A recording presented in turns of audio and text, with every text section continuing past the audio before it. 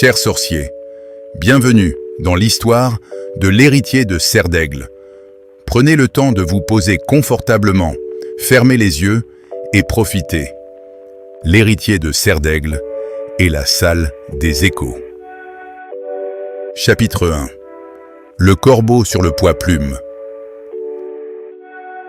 Alistair Blackwood était un élève de 7e année à Serdaigle, mais il était un peu différent des autres. Très intelligent et curieux, il correspondait parfaitement à sa maison. Pourtant, il était toujours seul, préférant la compagnie des vieux murs du château à celle de ses camarades. Avec sa peau pâle et ses cheveux sombres, il ressemblait étrangement au portrait de la fondatrice de sa maison, Rowena Serdaigle. 5. Mais ce qui le rendait vraiment spécial, c'était sa sensibilité à la magie. Là où les autres ne sentaient rien, Alistair percevait la magie du château comme une sorte de vibration dans l'air, des murmures que lui seul pouvait entendre. Point 6. Il sentait que c'était une magie très ancienne et puissante, même s'il ne la comprenait pas encore. Point 8. Ce soir-là, la salle commune de Serdaigle était calme. Sous le plafond magique qui imitait un ciel rempli d'étoiles, tout le monde révisait pour les examens importants, les A, S, P, IC. 9. Alistair était penché sur un devoir compliqué sur les sortilèges, mais son esprit était ailleurs. 13. Il observait comment la magie du plafond enchanté 14 se mélangeait aux sorts de protection des murs de la tour. Soudain, un bruit cassa le silence. Un premier âné fit tomber un petit poids en métal de sa balance de potions. Le poids roula sur le tapis bleu et s'arrêta juste devant la statue de Rowena Serdaigle. À cet instant, Alistair sentit une secousse bizarre dans la magie du château, un choc que personne d'autre ne remarqua. Au même moment, un grand corbeau noir se posa sur le rebord de la fenêtre. Il frappa 3 fois le verre avec son bec, puis s'envola. Alistair sentit son cœur battre plus vite. Il savait que l'emblème de sa maison était un aigle, symbole d'intelligence. Mais le nom de la fondatrice, Ravenclaw, signifiait « griffe de corbeau ». 16. Cette contradiction prenait un nouveau sens. L'aigle, c'était pour le savoir qu'on montre. Mais le corbeau, dans les vieilles légendes, était un messager des secrets, un gardien des mystères. 17. L'arrivée de l'oiseau en même temps que la secousse magique n'était pas un hasard. C'était un signe, un appel à chercher les secrets cachés. Chapitre 2. L'énigme sans question. Les jours suivants, Alistair n'arrêtait pas de penser à cette étrange secousse magique. Avec sa baguette, il commença à chercher la source du problème près de la tour de Serdaigle. Il passait des heures à toucher les murs en murmurant des sortilèges comme Specialis Revelio pour révéler les secrets cachés. 20. Il trouva enfin quelque chose dans l'escalier en colimaçon menant à la salle commune. À un endroit précis, la magie semblait se tordre, comme si elle contournait un objet invisible. 6. Alistair comprit que Rowena, qui avait aidé à construire Poudlard, n'aurait pas caché ses secrets derrière un simple tableau. Elle les aurait intégrés dans les murs même du château, transformant l'architecture en une énigme. 21. Après une nuit de travail, il réussit. Des symboles apparurent sur la pierre cachée depuis des siècles. Ce n'étaient pas des lettres normales, mais de vieux symboles magiques, encore plus anciens que Poudlard. 22. Mais ce n'était pas une devinette comme celle que posait le heurtoir en forme d'aigle à l'entrée de leur dortoir. Il n'y avait pas de questions. Juste des phrases mystérieuses, comme dans les vieux livres de magie qu'il avait lus dans la réserve de la bibliothèque 23. Là où l'esprit s'élève, l'ombre s'étend. La clé n'est pas ce que l'on sait, mais pourquoi on le cherche. Pour trouver l'écho, dit ton but. Alistair comprit. Ce n'était pas un test d'intelligence. C'était une question sur ses véritables intentions. La solution n'était pas une réponse, mais un désir sincère. Cela ressemblait à la magie ancienne, la plus pure. Une magie qui venait du cœur, des émotions, bien plus que des formules. Le sacrifice de la mère de Harry Potter, un acte d'amour si fort qu'il avait repoussé un sortilège mortel, en était le meilleur exemple. 26. Rowena avait mis son intention, sa volonté, dans les fondations du château. Pour déchiffrer les symboles, Alistair devait oublier toute envie de pouvoir ou de gloire. Il devait se concentrer sur un seul but, le désir de comprendre, juste pour la beauté de la connaissance. Il ferma les yeux et projeta cette pensée pure, non avec sa baguette, mais avec son esprit. Chapitre 3. La tapisserie de Barnabas et le mur qui murmure. Quand Alistair projeta son intention, un des symboles s'illumina. Un indice apparut dans son esprit, face à l'ambition du sceau. Grâce à sa connaissance incroyable de Poudlard, il sut tout de suite où aller. Il n'y avait qu'un seul endroit qui correspondait.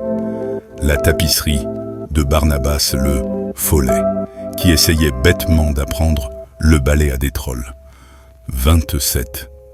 Elle se trouvait au 7e étage, dans le même couloir que l'entrée de la salle sur demande. 29. Alistair se dépêcha de monter les escaliers qui bougèrent tout le temps, ce qui l'énerva un peu. 31. Il arriva enfin devant la tapisserie. 30. Les trolls en tutu tapaient sur la tête de Barnabas encore et encore. 33. Le puzzle, ici, était un puzzle en mouvement. Alistair remarqua que les trolls frappaient dans un ordre précis. C'était une sorte de code secret.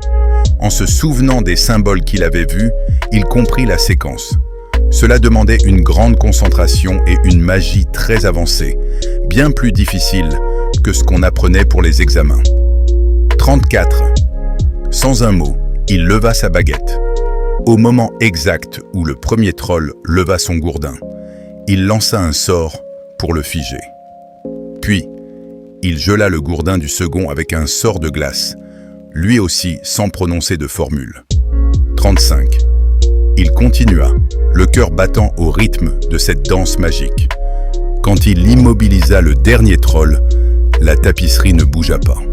À la place, le mur en face se mit à onduler. Les pierres devinrent liquides, puis se reformèrent pour créer une grande arche. Des sculptures de corbeaux et d'aigles décoraient l'arche. Au centre, il n'y avait pas de porte, mais un rideau de lumière argentée qui scintillait comme un souvenir liquide. 22, Alistair comprit qu'il allait entrer dans un lieu fait de pure mémoire. Chapitre 4. La salle des échos. Alistair traversa le rideau de lumière. Il se retrouva dans une immense salle ronde, encore plus grande que la salle commune de Serre d'Aigle. Les murs étaient en pierre noire polie qui absorbait la lumière. Au lieu d'un plafond étoilé, un tourbillon de lumière argentée tournait lentement, éclairant la pièce. Il n'y avait pas de livre. La connaissance flottait dans l'air.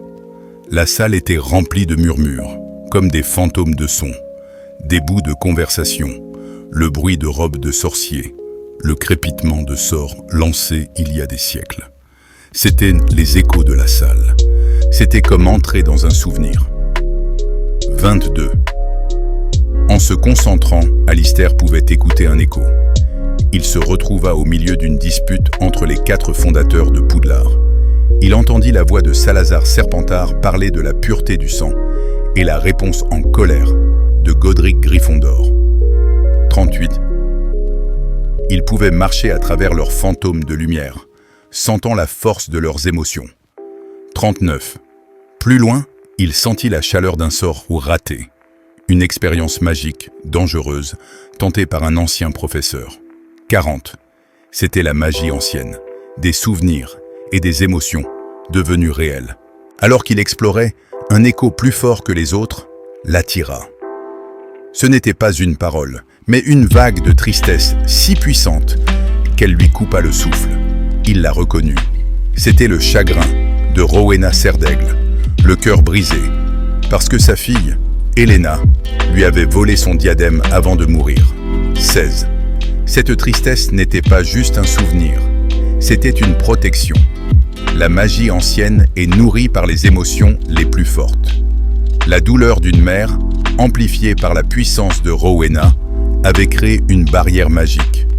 Si quelqu'un entrait dans la salle avec de mauvaises intentions, l'envie de pouvoir, la jalousie, l'orgueil, il serait submergé par cette douleur et rejeté. Un sort de bouclier comme Protego ne servait à rien. 20. Pour avancer, Alistair ne devait pas se battre contre cette tristesse, mais la comprendre. Il devait faire preuve d'empathie, cette sagesse du cœur que Rowena aimait tant. Chapitre 5. Le grimoire d'ébène et de plumes d'oiseau tonnerre. En acceptant la tristesse de Rowena sans se défendre, Alistair sentit la pression magique diminuer. L'écho, sentant ses bonnes intentions, le guida vers le centre de la salle. Là, un piédestal en pierre sortit du sol, avec un seul objet dessus, un vieux et grand livre de magie. Le livre était magnifique. Sa couverture était en bois d'ébène, un bois noir connu pour sa puissance en métamorphose. 42. Des fermoirs en bronze en forme de serre de corbeau le gardaient fermé. Le livre entier vibrait d'une magie puissante, protégé par des sorts complexes qu'il avait conservés intacts pendant des siècles. 44. Alistair ouvrit le livre. Les pages n'étaient pas une simple liste de sorts. C'était un texte mystérieux du XVIIe siècle, écrit dans un langage codé. 23. Des mots étranges et des symboles remplissaient les pages. 46. L'encre elle-même semblait vivante, d'un noir brillant, écrite avec une plume magique de grande qualité. 48. Il comprit que le livre ne parlait pas de changer le plomb en or. C'était un guide secret pour comprendre et utiliser la magie ancienne.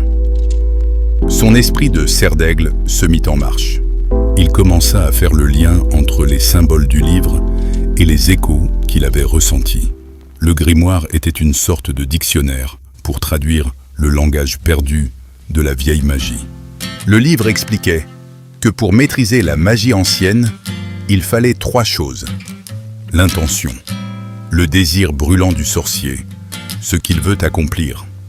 L'énergie, la magie qui flotte partout, ces vibrations qu'Alistair pouvait sentir. L'encre, la personne, l'objet ou le lieu où la magie est fixée, comme le château lui-même. Le grimoire était un manuel pour apprendre à harmoniser ces 3 éléments. C'était le secret de la magie ancienne. Concept du grimoire. Signification en magie ancienne. La matière première. L'énergie magique brute qui est partout. Purifiée par le feu. Se concentrer sur une intention pure avant de lancer un sort. Dissoudre l'esprit. Se connecter à la magie d'un lieu pour sentir ses souvenirs, les échos. Solidifier l'intention. Transformer une intention en un effet magique qui dure longtemps. Unir les opposés. Harmoniser son propre pouvoir avec la magie du monde. Ce livre n'était pas juste un livre, c'était un héritage, et Alistair commençait à peine à comprendre son importance. Chapitre 6. L'héritage de la tristesse et de l'esprit. Au milieu du livre, caché par un sort d'invisibilité, Alistair trouva un arbre généalogique. En utilisant un sortilège de révélation du grimoire, il vit des lignes d'encre argentée apparaître et tracer l'histoire de sa famille. Le nom des Blackwood, une vieille famille de sorciers écossais d'eux, remontait jusqu'à une nièce de Rowena Cerf d'Aigle. Il n'était pas juste un élève de sa maison, il était son héritier. Grâce aux notes dans le livre, il découvrit la vraie raison d'être de la salle des échos. Rowena l'avait créée après l'échec de son diadème. Cet objet magique, qui devait rendre plus sage, avait été volé par jalousie et perdu. 16. Mais la salle, elle, ne pouvait pas être volée. On ne pouvait y entrer qu'avec un cœur pur.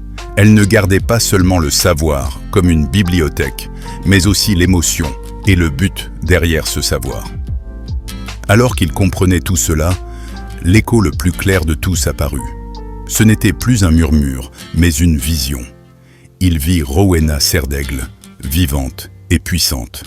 Elle était au centre de la salle, dirigeant la magie brute avec ses mains, sans baguette.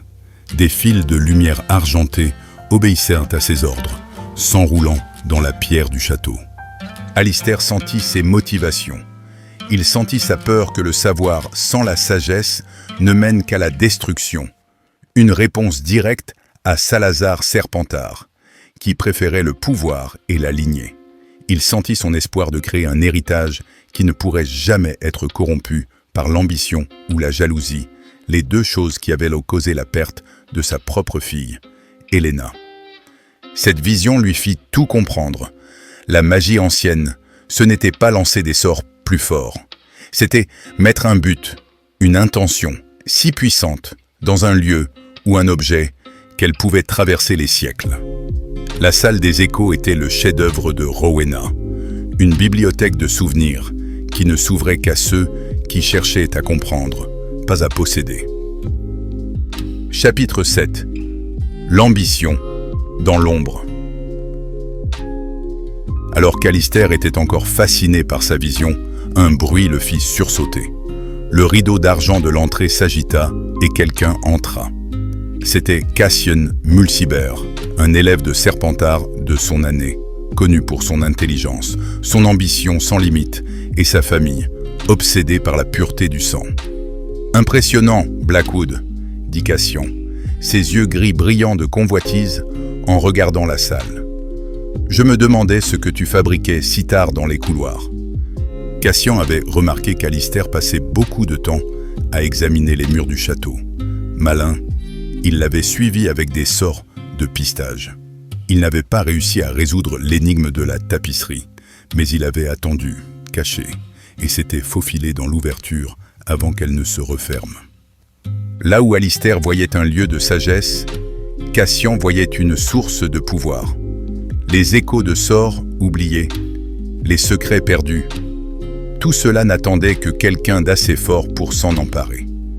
Il représentait l'ambition de Serpentard, mais une version qui confondait la grandeur avec la domination. 51. « Tu ne comprends pas, Mulciber, » répondit Alistair, se plaçant devant le grimoire pour le protéger. « Ce lieu n'est pas un trésor à piller. C'est un endroit pour apprendre. » Cassian rit. « Apprendre, le savoir n'est qu'un outil pour obtenir le pouvoir. Et le pouvoir est fait pour dominer les autres. Ta sagesse n'est qu'une excuse pour ta faiblesse. Ce lieu appartient à celui qui a la force de le prendre. » C'était le combat éternel entre Serdaigle et Serpentard. La connaissance pour elle-même contre le pouvoir comme but ultime. Sans prévenir, Cassian dégaina sa baguette. Un éclair violet fusa vers Alistair, qui le bloqua de justesse. Le duel commença. Cassian était un adversaire puissant. Ses sorts étaient rapides et dangereux. Alistair fut vite obligé de se défendre. Il sentait que ses propres sorts étaient moins efficaces ici, comme si les échos de la salle interféraient avec sa magie. Il ne pourrait pas gagner par la force. Chapitre 8. La voix de la fondatrice. Poussé dans ses retranchements, Alistair comprit qu'il ne pouvait pas gagner ce duel. Cassian était meilleur en combat, sa magie était agressive et directe. Essayer de le battre sur son propre terrain était une erreur. Il se souvint alors des leçons du grimoire et de la tristesse de Rowena. La clé n'était pas la force, mais l'harmonie. Pas la confrontation, mais l'intention. Il prit une décision qui sembla folle à Cassian. Il baissa sa baguette. Il ferma les yeux, ignorant le sourire victorieux de son adversaire, et se concentra. Il n'essaya pas de créer un bouclier. À la place, il se connecta à la magie de la pièce, devenant un avec les échos. Pendant un instant, il fut partout et nulle part. Il fut la dispute des fondateurs, le chagrin de Rowena, le son de 1000 sortilèges. Il sentit l'ambition de Cassian comme une fausse note, une intention égoïste dans la symphonie de la salle. La salle des échos, qui était comme une extension de la volonté de Rowena, répondit à Alistair. Au moment où Cassian lança ce qu'il pensait être le coup final, l'écho de la tristesse de la fondatrice se déchaîna. Ce ne fut pas une attaque, mais une vague d'émotions pures. L'immense chagrin d'une mère pour son enfant perdu submergea Cassian. Sa magie, basée sur l'égoïsme, ne pouvait rien contre une émotion aussi pure. Son sort se brisa en 1000 étincelles. Cassian hurla, non de douleur physique, mais de détresse, et fut projeté en arrière, expulsé de la salle à travers le portail d'argent. Derrière lui, l'arche de pierre se referma, le mur redevenant parfaitement lisse. La salle était maintenant scellée, et seul Alistair pouvait y entrer. Seul dans le silence, Alistair entendit un dernier écho dans son esprit. Ce n'était pas un souvenir, mais une voix calme, celle de Rowena, laissée là pour son véritable héritier. Elle lui posa une dernière énigme. « J'ai construit une bibliothèque de murmures pour enseigner ce que les livres ne peuvent dire. Quelle est la seule connaissance qui mérite d'être protégée ?» Alistair sourit. Il connaissait la réponse, la sagesse. Debout au centre de la salle secrète, le grimoire entre les mains, il n'était plus seulement Alistair Blackwood, élève de Serdaigle. Il était le gardien de l'héritage de Rowena Serdaigle, un héritage qu'il avait gagné non par sa force, mais par sa capacité à comprendre. Et son histoire ne faisait que commencer.